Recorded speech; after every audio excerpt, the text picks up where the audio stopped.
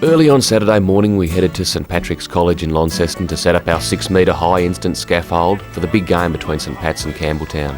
With the juniors just starting and a full game of juniors and then reserves ahead of us, we were confident of a great day at the footy. But there was no canteen or indeed many people, and when someone did approach me he let me know that we were actually at the wrong ground. We were supposed to be at St Pat's Old Boys just down the road.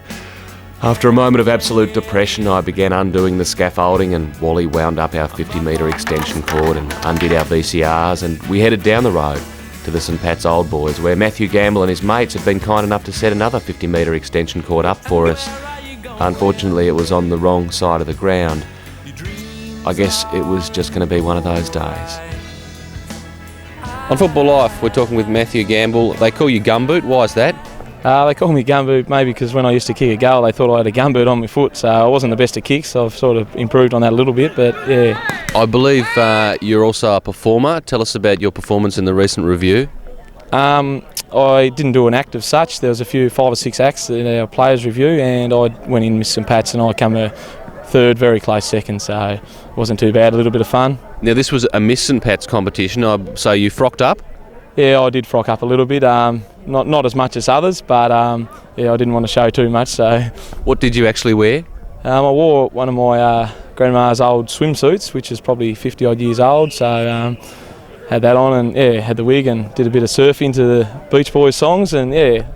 Was it revealing? Oh, not really, no. A little bit towards the end, so that's about it. I haven't really got that good stuff to reveal, so. That's not what I've heard. Oh, well, I don't know. Now, are you expecting a tough game against Campbelltown? They've won 35 straight. Yeah, it should be a tough game. We played in 99 and beat them in the premiership, but that's the past now. So this year we've had 2 defeats by them, and this is the last game of the round. And bar a few injuries, we've got 21 blokes on the ground, so it should be good and have a good hit out today, yeah. One of the unsung heroes in footy is the gatekeeper, the collector of revenue. Tony House has been doing the job at St Pat's since 1984. Tony, you must be very popular with the club for doing this job. Well, I've got to be popular because no one else will put their hand up to do it, so I've got to take it on myself, yes. You keep at the gate till 2 o'clock and then you knock off? Yeah, around about 2 o'clock. As soon as the seniors, the ball bounces in the seniors, that's when I sort of head into it and head in and have a couple of beers. I believe in that couple of beers, there's also a very important official role. You're the official beer taster at the club? Yeah, well, that's right. They seem to bring me out an 80-ounce beer to see that it's got the right temperature and the taste's all right, so it's very nice of them. Have you ever knocked one back? Not yet, no. Not yet. What's the best thing about the St Pat's Footy Club? Well, I think it is the comradeship, and we're all a good bunch of mob here, and there's no actual paid players, so they're all come up here voluntary, and they just enjoy their footy, enjoy the club. And what is it you love about footy?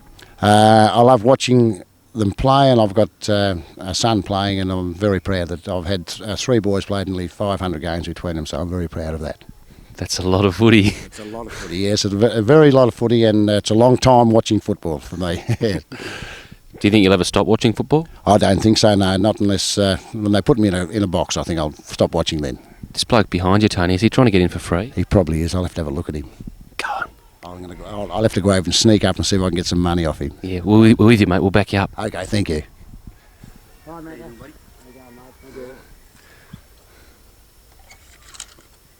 Here we are, mate. Thanks, Banker.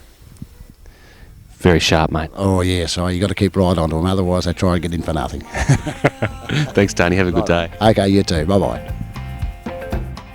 We left this trusty old football volunteer to his important job of collecting revenue for St Pat's and headed down to the club rooms to meet Terry Coyle and find out about the history of the club. In 1931, Father Scarf, who was a parish priest, Church of Apostles, he was decided to start the Old Boys Football Club and took the boys from the college, St Pat's College, that left school into the amateur league competition, and there was 4 sides. Old Launcestonians and St Pat's, 2 other clubs started, and we've been going ever since, yes. I would say that 1954 was the best side that I've seen put together. 84 was a good year for us. We hadn't won a grand final for 28 years, and in 1984, we played Rochelee in the grand final at Youngtown, and we won that. And out of that game, it was very, very significant that there was 4 sons of 4 fathers who played in the 56 that played in the 84. A very, very good year for us. The Campbelltown Footy Club started at the turn of the century. Originally they wore blue with white braces. Their greatest moment in footy was in 1930 when they defeated City, led by the legendary Roy Kazali in a practice game before City went on to win the state premiership a week later. They've played in the Midlands, Fingal District and Deloraine-esque associations before joining NTFA Division 2 in 1998, where they became undefeated premiers, an act they repeated again last year. In fact, going into today's game against St Pat's, they've won 35 straight.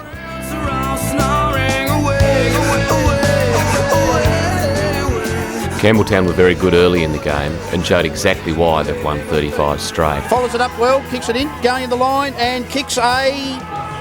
Mark, take it Todd down. Russell. Is that Todd? Yeah, Todd Russell, number 16. Drives it down. Russell! My attention was taken by Campbelltown full forward Todd Russell, who was great in the air and very strong. He reminded me of a young Wayne Fox. The way he used his body, the way he knew he was going to be the bloke to mark the ball, let you know he was a top-class footballer. St Pat's had their opportunities too, and when Stafford nailed this very high drop punt, St Pat's were right back in the game. Gumboot fired the boys up and they went to the quarter-time break with a 5-point lead. In the second quarter, Campbelltown had heaps of the footy, but blazed away, kicking more points than goals. Then, when St Pat's, through Stafford working hard, nailed this goal just before half-time, they went to the main break only 10 points off the pace. Hello! We've come to the most highest rating and controversial part of football life, and that's the taste test. I'm here in the canteen at St Pat's with Brooke, and I've looked at the board you've got here, Brooke. Your spelling is tremendous. You did well at spelling at school? I did, yes. Thank you very much. Yeah, it does look pretty good. I checked it all before I wrote it up first, though. Excellent. And home economics was a big subject for you as well? Yeah, cooking. Yeah, especially the chips. Yeah. Tell us about your chips here. I believe you cook absolutely thousands of them. We do. We usually cook about 35 kilos of a home game. Yeah. 35 kilos of chips, just a couple of blokes that eat them, or? Yeah, no, just a few. Yeah, we usually run out though. We have people wanting chips still late in the day. What's the secret to a good chip? We have to change the fat. Most home games I'll change the fat and then make sure that it's nice and fresh for the next game. Yep. Now, your saveloys are also big here. Can you, very big. Can you tell me what's in a saveloy? Well, I'm not really sure what's in a saveloy. I don't really know if I want to know either. What do you think might be in them? I'm not really sure. What animal do they come from? Well, your guess is as good as mine. What part of the animal? I don't know. Are they nice? Are they healthy? No, they're not very healthy. I'd rather have our nice fruit instead of a sav. You do offer fruit here, which is a great thing. Mm-hmm. Yep. Now, what encouraged you to come and work in the canteen here? My boyfriend plays footy for St Pat's and he's also the treasurer, and I've been doing the canteen for about 5 years, helping out, and yeah, just continue to do it. Cool. Now, I believe in your cupboard over here, it's not a cupboard, is it? What is it? No, it's an oven. An oven in your pie heater. Yeah. There's something special. There it is. Mmm. Nice new fresh bag of chips. And we offer salt and sauce. Salt and sauce? Yes. Yes, please. Okay. And a bit of sauce as well. Oh. There we go. Fantastic. Now, if you could be the audio person for a moment. Okay. And I'll be the connoisseur. So here we go. A chip with salt and sauce from the St Pat's canteen. Mmm. Wow, that's amazing. You do change the fat, don't you? Yes. I give that 8.7 out of 10.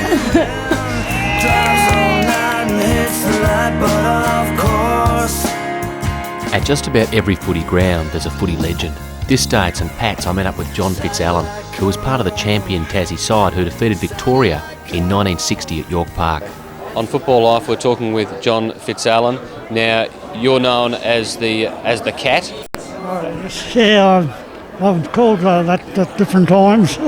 Now, I believe your son who's playing, what's his nickname then? Well, they call him the kitten. Now, tell us about that game when you beat Victoria at York Park. A big and noisy crowd. Oh, yes. Well, it was a maximum amount of people that played that went to a football match. I think it was 15,000 odd to just recently when it was beaten when Hawthorn and Adelaide played. And well, it was just one continuous roar all day because I was all for Tassie, and it was a close game, and yes, it was really something I'll never forgot it. Reminded me, I reckon it'd be similar to a VFL grand final. And we finished up, we snuck home by, I think, 13 points or something at the end. The last year, I played in the reserves that I played, and the start of the final, my final year, we played Ross Arden actually at Campbelltown, and the young bloke was playing on me, and he was a bit too fast for me. I lost a yard or two and that. And anyway, I tripped him a couple of times, and after the game I thought to myself, well, you know, it's time you got out. Once you start doing that, it's time to hang up the boots. So that's exactly what happened. I thought, well, I've seen the light. So I gave it away. As the St Pat's 76 Premiership side gathered in the corporate facility, Campbelltown kicked away early in the second half. The St Pat's bench was looking worried, but the boys kept within striking distance when Armstrong took this perler of a grab. That'll be a slips catch. Oh, Richie Bernal would be proud of that. Then, Gumboot was brought to ground in this terrible incident and lay motionless in the mud. St Pat's 6 goals behind the pace. A few minutes later he took this grab. It was probably too late for St Pat's. But Gumboot had that chance for 15 seconds of fame that everyone dreams about. The opportunity to inspire the boys a week before the finals began. Knowing the importance of this moment, he backed away almost to the wing. Deliberately striding in towards goal. Kicking from just inside 50, he slammed it into the man in the mark, knocked him over, ran around the mark, popped her on the boot and slammed her straight through the middle. Told the boys how good he was. But moments later, Stephen Lovegrove gathered and put this one through for Campbelltown, and you could tell from the expression on the St Pat's goal umpire's face that it was all over for the Saints. Campbelltown by 63 points. I think we can improve from today, and it's really put St Pat's on notice. If they want to beat us, they're going to have to step up to the next level. What is it you love about footy, Lovey? Oh, the hardness of the ball. You need under them packs, mate. That's it. I just love tackling on them, mate. That's it. Love the game. Play for the heart, play for the soul, and the comradeship. That's great in the clubs, these country clubs. It's real great.